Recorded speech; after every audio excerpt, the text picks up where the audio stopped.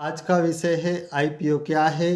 दोस्तों, आप share market में निवेश करते हैं तो आपने आईपीओ शब्द को जरूर सुना होगा, लेकिन आपको आईपीओ शब्द संबंधित सामान्य जानकारी नहीं है।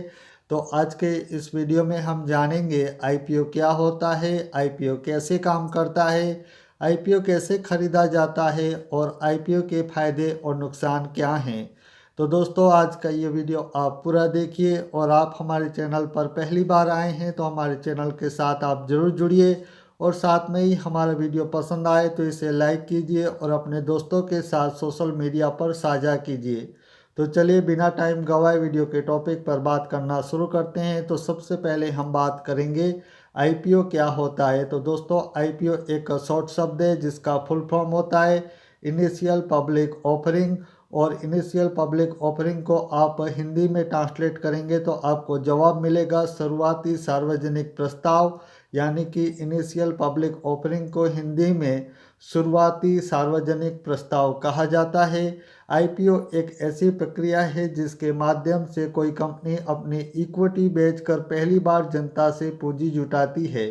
दोस्तों, मैं आपको आईपीओ सरल शब्दों में ही समझाऊं तो आईपीओ एक प्रक्रिया है जो निजी कंपनी होती है उसे पैसों की आवश्यकता पड़ती है तो वो क्या करती है, पब्लिक के लिए एक शुरुआती सार्वजनिक प्रस्ताव लेके आती है। यानी कि जो निजी कंपनी है वह सार्वजनिक होना चाहती है और उसके बदले में उसे पैसे चाहिए।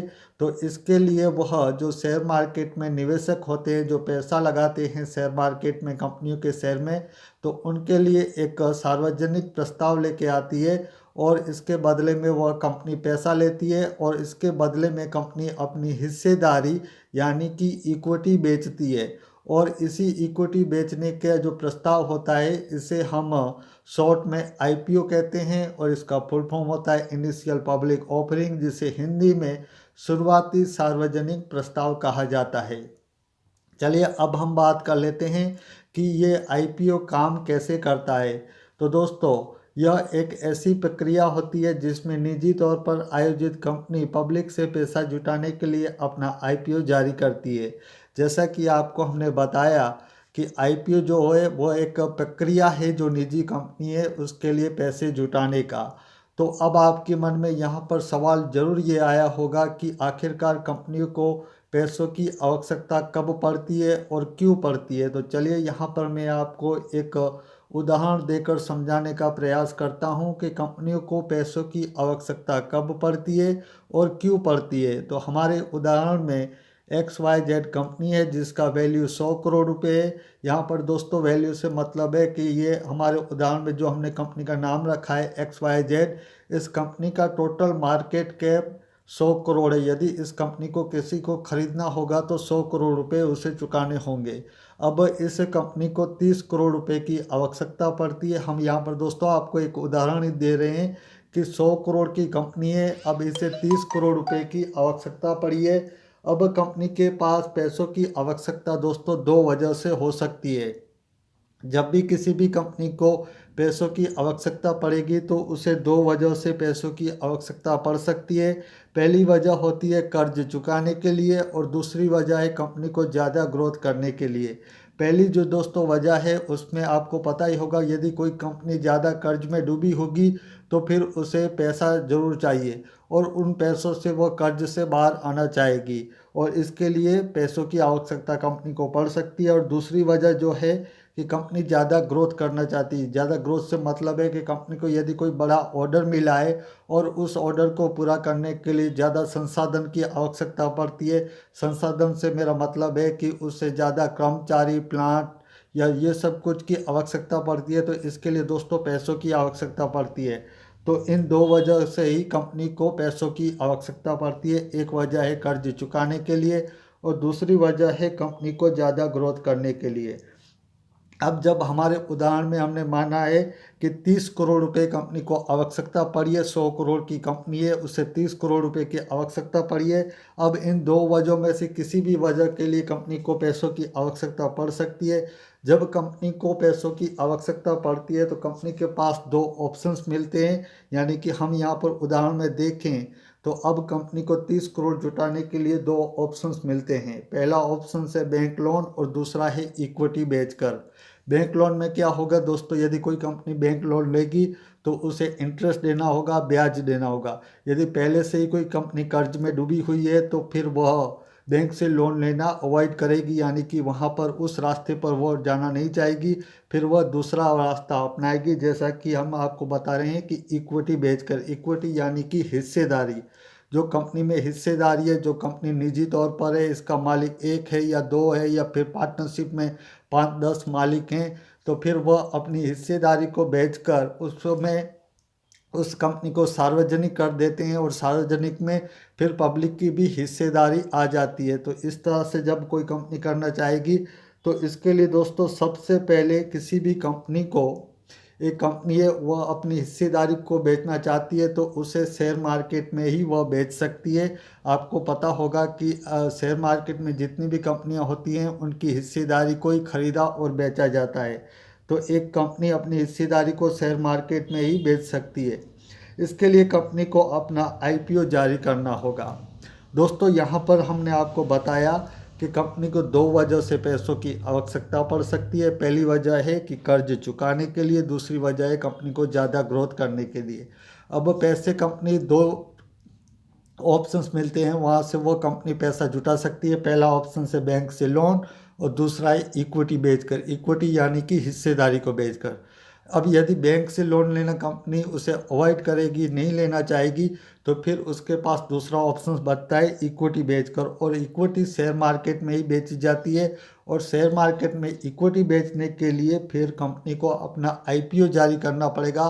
आईपीओ यानी कि पब्लिक के लिए एक प्रस्ताव लेके आना होगा, और यदि वह प्रस्ताव पब्लिक को अच्छा लगेगा, जो शेयर मार्केट में पैसों का निवेश करते हैं, जो निवेशक हैं, उन्हें प्रस्ताव अच्छा लगेगा तो फिर उस आईपीओ को वो लोग खरीदेंगे, यानी कि निवेशक खरीदेंगे।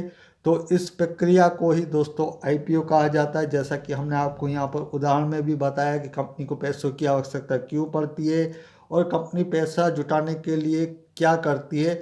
जैसा कि आपको हमने बताया कि वो आईपीओ जारी करती है, यानी कि अपना एक प्रस्ताव जारी करती है, और प्रस्ताव यदि जनता को पसंद आएगा तो फिर उस प्रस्ताव को जनता खरीद लेगी।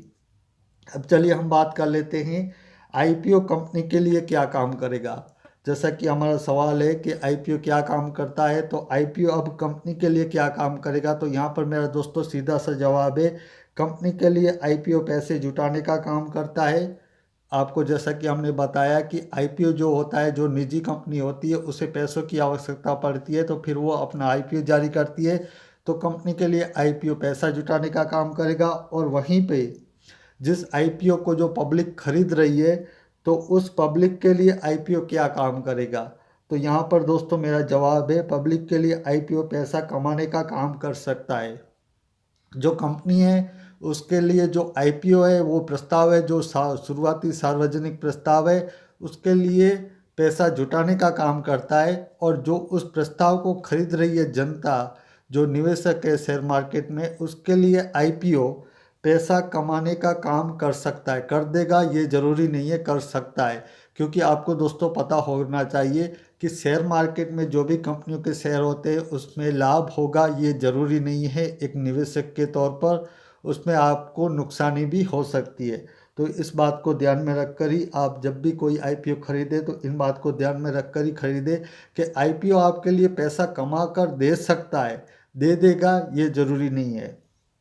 कंपनी द्वारा जारी किया गया आईपीओ पब्लिक के लिए 3 से 5 दिनों के लिए ओपन रहता है। जैसा कि हम आपको बता रहे हैं ना कि आईपीओ क्या काम करता है, तो कंपनी द्वारा जो जारी किया गया आईपीओ है वह 3 से 5 दिनों के लिए ओपन रहता है, और उस दौरान कोई भी जो निवेशक है शेयर मार्केट में जो पैसों का निवेश करता है तो उस आईपीओ को खरीद सकता है 3 से 5 दिनों के अंदर।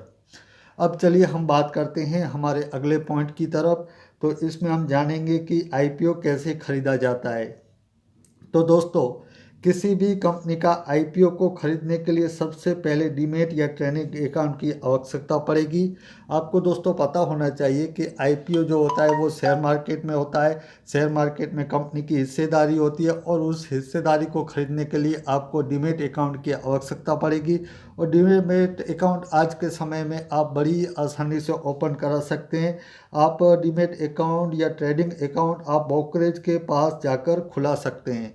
जो ब्रोकरेज होगा, जो दलाल होगा, जो शेयर मार्केट में दलाली का काम करता है, तो उसके पास जाकर आप खुला सकते हैं। और आज के समय में दोस्तों जो शेयर मार्केट का जो दलाल हैं यानी कि ब्रोकरेज हैं, वो ऑनलाइन अपनी सारी सुविधाएं आपको देते हैं। जैसे कि उनका एप्लीकेशन हो गया, वेबसाइट हो गया, तो वहाँ से ही आप कोई भी कंपनी का शेयर को खरीद सकते हैं और बेच सकते हैं। तो ज़्यादातर जो अब ब्रोकरेज है वो ऑनलाइन आपको सुविधाएं देते हैं। अब जब भी किसी कंपनी का आईपीओ खरीदना है तो आपको सबसे पहले जो शेयर मार्केट के दलाल हैं, ब्रोकरेज है, वहाँ पर अपना एक अकाउंट ओपन कराना होगा। अकाउंट ओपन कराने के बाद आज के समय में जितने भी जो शेयर ब्रोकर हैं, जैसे कि एंजल वन हो गया, जीरोधा हो गया, ग्रो हो गया, तो उन सारों में जो भी नया आईपीओ आने वाला होगा तो उसकी आपको डिटेल वहाँ पर मिल जाएगी। और वहाँ पर आप किसी भी कंपनी का आईपीओ को खरीद सकते हैं। किसी भी कंपनी का आईपीओ लॉट साइज में खरीदा जा सकता है। दोस्तों, आपको इस बात की भी जानकारी होनी चाहिए, जब भी आप किसी भी कंपनी का आईपीओ को खरीदने के बारे में सोच रहे हैं या फिर खरीदना चाहते हैं, तो आपको ये बात की ध्यान में होना चाहिए कि आईपीओ में आप एक शेयर को नहीं खरीद सकते हैं, बल्कि लॉट साइज में आप शेयर को खरीद सकते हैं। लॉट साइज में आपको पता ही होगा, यदि आप ऑप्शंस ट्रेडिंग करते होंगे तो आपको पता होगा कि ऑप्शंस ट्रेडिंग में कॉल और पुट होता है, उसे लॉट साइज में खरीदा जाता है। बैंक निफ्टी में आपका ये कॉल और पुट लॉट साइज में 25 आते हैं क्वांटिटी। इसी तरह से निफ्टी इंडेक्स में जो निफ्टी 50 है उसका जो इंडेक्स में ऑप्शन ट्रेडिंग होती है, तो उसमें जो क्वांटिटी आती है वो 50 आती है लॉट साइज में। तो इसी तरह से आप यदि किसी भी कंपनी का आईपीओ को खरीदेंगे तो वो लॉट साइज में आएगा और उसकी क्वांटिटी वहाँ पर 50 हो सकती है, 100 हो सकती है, किसी में 30 हो सकती है। तो इस तरह से आप उन्हें क्वांटिटी में ज़्यादा यानी कि लॉट साइज में खरीद सकते हैं। जब भी आईपीओ की प्रक्रिया पूर्ण हो जाती है तब कंपनी अपना आईपीओ अलॉटमेंट करती है। दोस्तों, जब भी कोई आईपीओ आएगा तो वो 3 से 5 दिनों के लिए ओपन रहेगा, जैसा कि आपको हमने बताया। उसके बाद जब आईपीओ क्लोज होता है तो उसके बाद जिन्होंने भी आईपीओ को खरीदा है, तो उसके बाद जिनको भी आईपीओ मिला है तो उन्हें फिर कंपनी अपना जो आईपीओ में जो क्वांटिटी शेयर में देनी है, उन्हें हिस्सेदारी देनी है, उसके बाद उनको अलॉटमेंट किया जाता है। और उसके बाद दोस्तों आईपीओ अलॉट होने के बाद शेयर स्टॉक एक्सचेंज में लिस्ट हो जाते हैं और सेकेंडरी मार्केट में खरीदे और बेचे जाते हैं। जब भी कोई आईपीओ आएगा तो वो 3 से 5 दिनों के लिए ओपन रहेगा। उसके बाद क्या होगा, क्लोज होगा। क्लोज होने के बाद जिन भी निवेशकों को आईपीओ मिल गया है यानी कि कंपनी के शेयर मिल गए हैं, तो फिर वो लिस्ट होंगे स्टॉक एक्सचेंज में। उसके बाद सेकेंडरी मार्केट यानी कि जो शेयर मार्केट है जहाँ पर शेयरों को खरीदा और बेचा जाता है, वहाँ पर उन पे शेयर को आप जो भी आईपीओ को आपने खरीदा है वहाँ पर फिर उसे आप बेच भी सकते हैं और उसी कंपनी जो नई लिस्ट हुई है कंपनी के, आप हिस्सेदारी को वहाँ पर फिर खरीद भी सकते हैं। चलिए अब हम बात कर लेते हैं हमारे आखिरी पॉइंट की तरफ। और हमारा आखिरी पॉइंट है कि आईपीओ के फ़ायदे और नुकसान क्या हैं। तो सबसे पहले हम फायदे की बात कर लेते हैं। तो सबसे बड़ा फ़ायदा होता है आईपीओ में निवेश का फ़ायदा है लिस्टिंग गेन, यानी कि जिस दिन आईपीओ लिस्ट होता है उस दिन अगर शेयर की कीमत निवेश किए गए मूल्य से अधिक हो तो अच्छा लाभ अर्जित किया जा सकता है।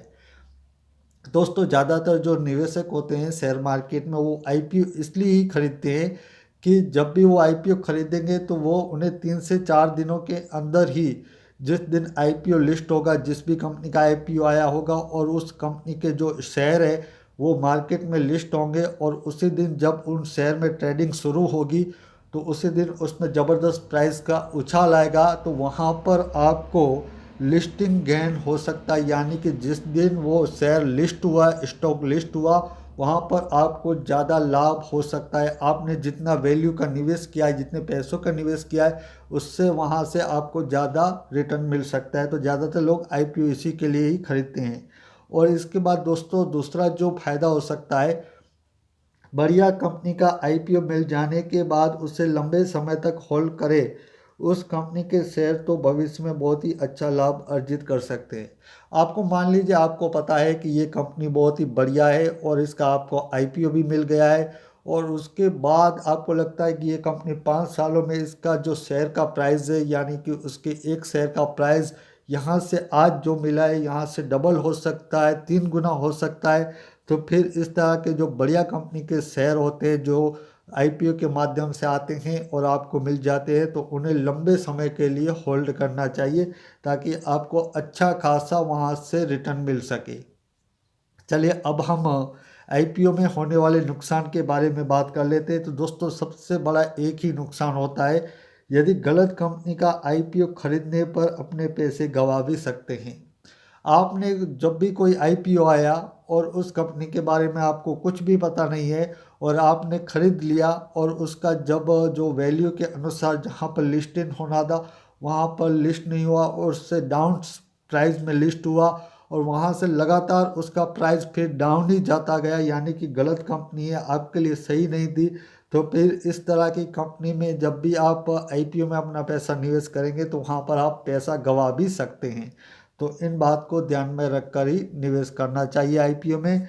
तो दोस्तों आज के इस वीडियो में हमने जाना कि आईपीओ क्या होता है। तो आईपीओ दोस्तों एक सरल शब्दों में मैं आपको बताऊं तो कंपनी के लिए पैसे जुटाने का काम करता है आईपीओ। और कंपनी जो होती है, जो निजी कंपनी होती है, वह अपने जो शेयर मार्केट में निवेशक हैं, जो पब्लिक है शेयर मार्केट में निवेशक, उनके लिए एक प्रस्ताव लेके आती है कि भाई आप हमारे इस कंपनी में आप पैसा लगाइए, इसके बदले में आपको हिस्सेदारी मिल जाएगी। तो यही होता है दोस्तों आईपीओ। सरल शब्दों में मैं आपको कहूँ तो आज के इस वीडियो काफ़ी लंबा वीडियो हो चुका है, तो आज के इस वीडियो को अब हम यहीं पे समाप्त करते हैं। तो मुझे दीजिए रजा, धन्यवाद।